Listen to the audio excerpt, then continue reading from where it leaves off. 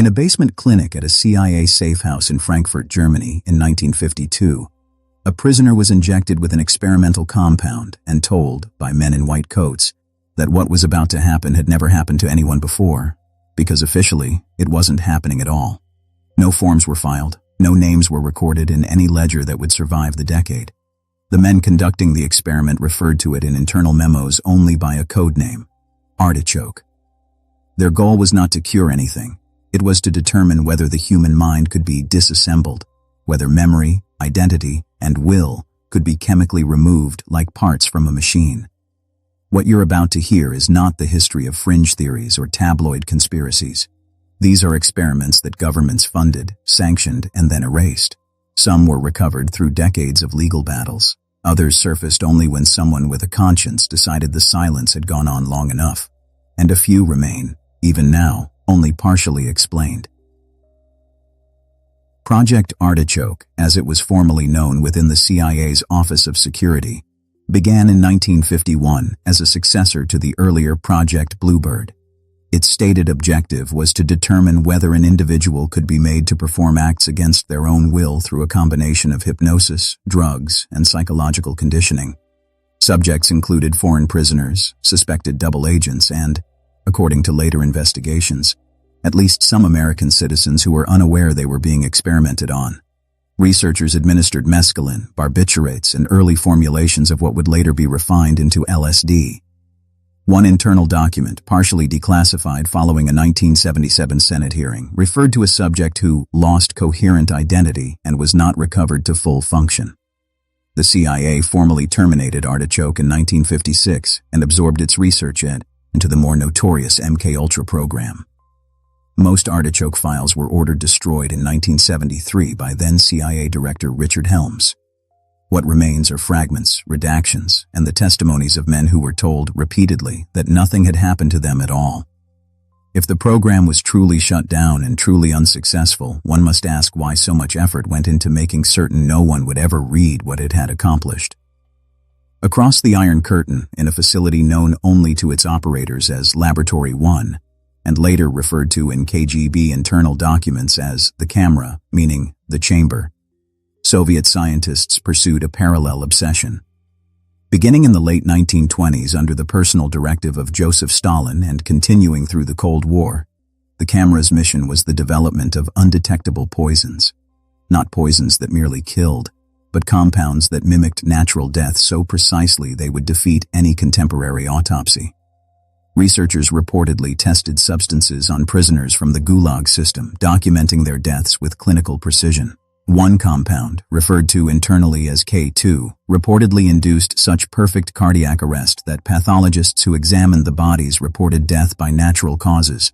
The facility's existence was confirmed only after the Soviet defection of Vasily Mitrokhin in 1992, who smuggled handwritten notes from KGB archives. Western intelligence agencies reportedly possessed knowledge of the camera's activities as early as the 1950s. What remains unexplained is not merely the facility's existence, but the apparent absence of any formal international response to what amounted to a state-run murder laboratory operating for more than 60 years. The distance between Moscow and San Francisco is roughly 9,000 kilometers. In September of 1950, it did not matter. Operation Sea Spray was a United States Navy experiment designed to test the feasibility of biological warfare attacks on American coastal cities, conducted without the knowledge or consent of the city's residents over San Francisco itself. A minesweeper called the USS Motorola traveled just outside the harbor and released a mixture of Serratia marquescens and Bacillus globigii bacteria in a fine aerosol mist. The Navy's conclusion was that a single ship could effectively expose the entire city to a biological agent.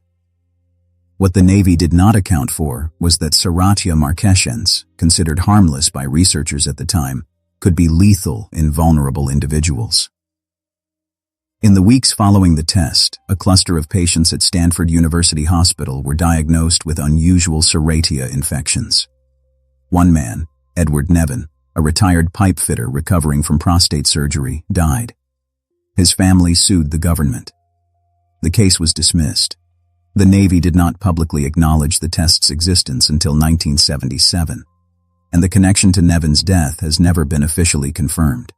The question is not whether Saratia can kill. The question is whether a city's population was knowingly used as a test subject, and whether one man died as a result of an experiment he never consented to.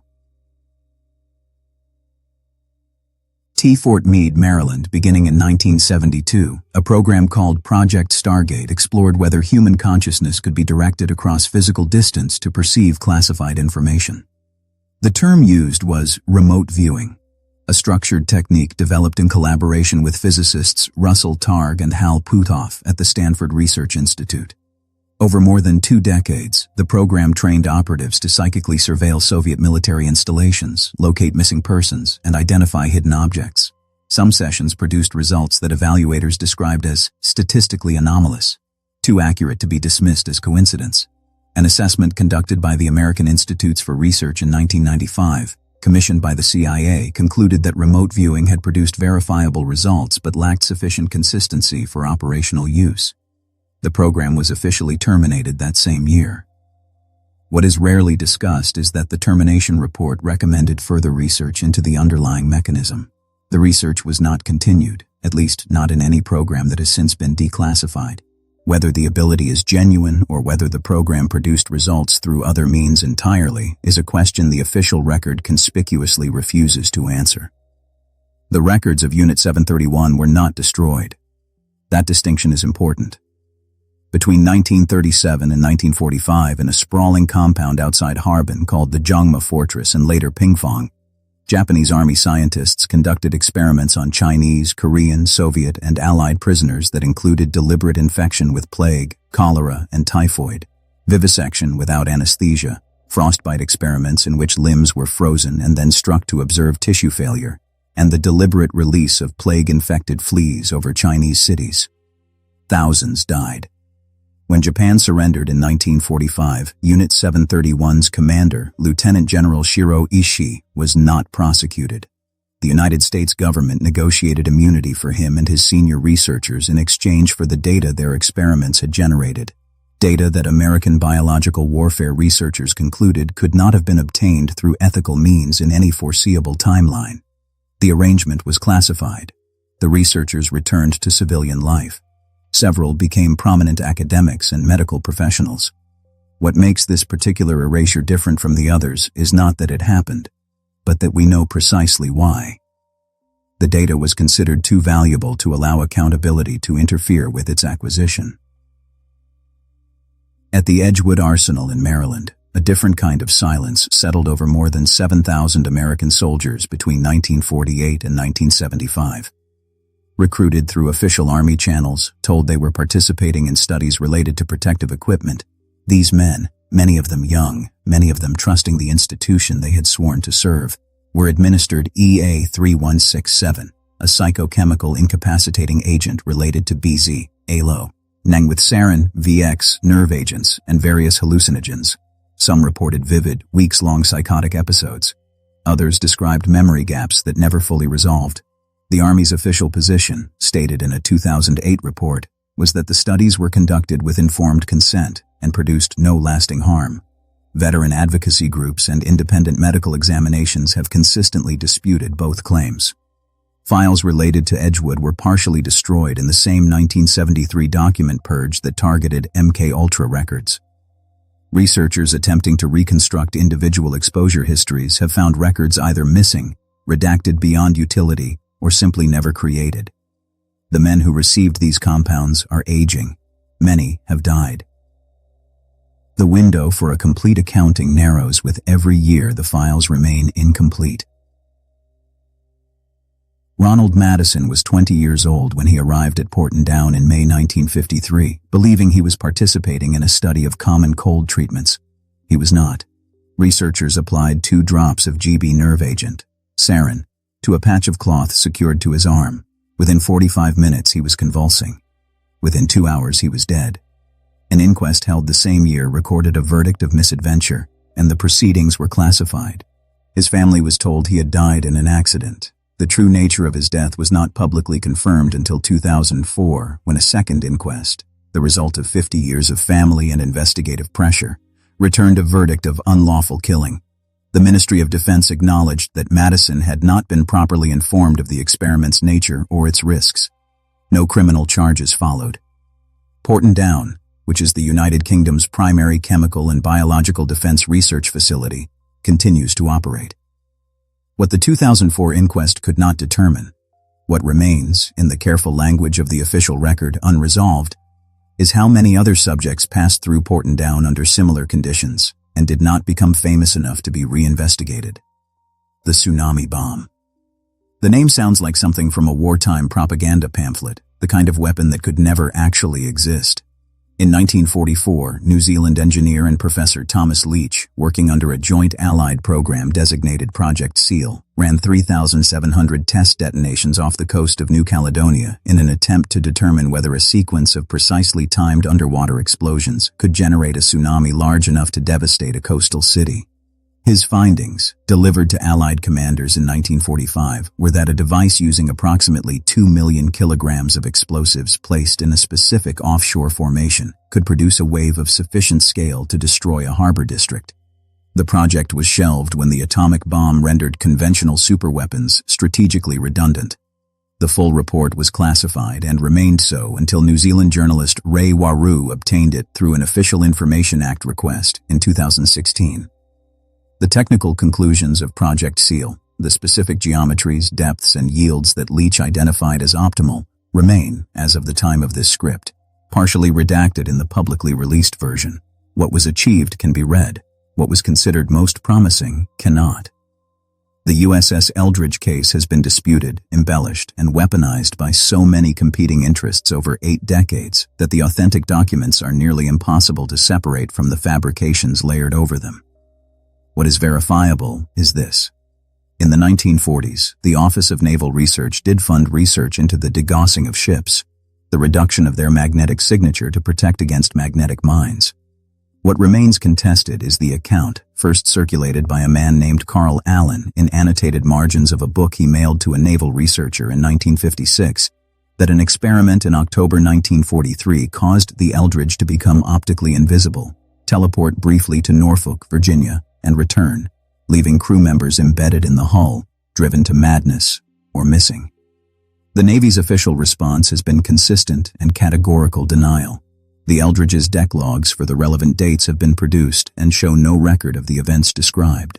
And yet the interest of serious researchers in what the Navy was actually testing during that period and what classified electromagnetic research was genuinely conducted at the Philadelphia Naval Shipyard has never been fully satisfied by documents released to date. The logs say it didn't happen. That is not the same thing as evidence that nothing happened. In December 1974, a classified document crossed Henry Kissinger's desk bearing the title National Security Study Memorandum 200. Its subject was global population growth and its implications for American strategic interests. Its recommendations were explicit: that population reduction in 13 specific developing nations, including India, Brazil, Nigeria, and Indonesia, should be treated as a matter of national security, and that American foreign aid, food assistance, and international development programs should be conditionally linked to recipient governments' willingness to implement population control measures, including sterilization campaigns. The document was not leaked. It was formally adopted as official U.S. policy by President Gerald Ford in 1975. It remained classified until 1989. During the intervening 15 years, aid programs operated under its framework without the knowledge of recipient populations or, in many cases, their government's full understanding of the conditions attached. Researchers and public health historians continue to debate how directly NSSM 200's framework influenced specific sterilization programs that occurred in India, Bangladesh, and elsewhere during the 1970s. What is not debated is that the document existed, that it was policy, and that it was hidden. The question it raises is not whether governments sometimes make cold calculations about human populations. It is whether those calculations should ever be made in secret, applied through deception, and then buried fou, or a decade and a half while the programs they inspired ran their course. These 10 experiments share something more specific than secrecy. They share a particular geometry of erasure, the initial denial, the document destruction, the quiet immunity granted to the architects, the long silence before partial disclosure, and the careful management of what exactly is disclosed. Mainstream historical accounts tend to treat each case as an isolated failure of oversight, a regrettable exception produced by the pressures of its era. But the consistency is difficult to frame as coincidence. The Artichoke files were ordered destroyed the same year MK Ultras were. The Unit 731 immunity deal and the Edgewood Arsenal experiments both reflect the same institutional logic, that the value of the data justified the concealment of its origins. Project SEAL's most sensitive conclusions remain redacted 60 years after the war that produced them ended. What these cases suggest, taken together, is not that governments occasionally conduct unethical experiments. It is that the infrastructure for concealing them, the classification systems, the document purges, the carefully constructed official denials, functions with a reliability that the experiments themselves often did not. The history that survives is the history that was permitted to survive. And perhaps the most unsettling question raised by these 10 cases is not what else was done, but what else was done well enough that we will never find the memo.